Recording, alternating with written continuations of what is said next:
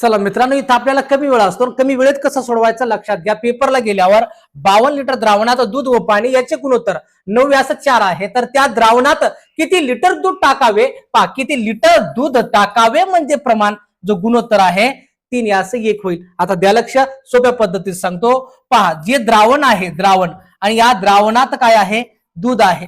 काय आहे, दूध, आणि त्याच बरोबर पाणी आहे. मग सोडवत असताना काय करायचं, प्रमाण मांडून घ्यायचा. 9:4, पण द्रावण किती लिटर होतं, 52 लिटर.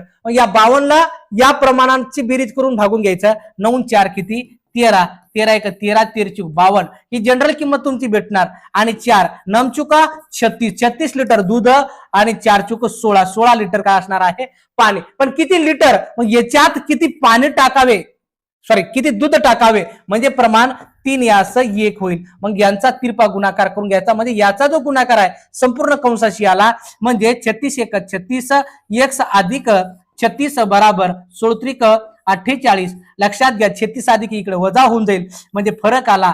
x बराबर कितीचा, 12चा. x म्हणजे किती लिटर दूध टाकावे म्हणजे प्रमाण 3:1 होईल. मग दूध टाकावं लागेल 12 लिटर. व्हिडिओ आवडला ना, आवडल्यास नक्की लाईक, शेअर, फॉलो, सबस्क्राईब करा. धन्यवाद.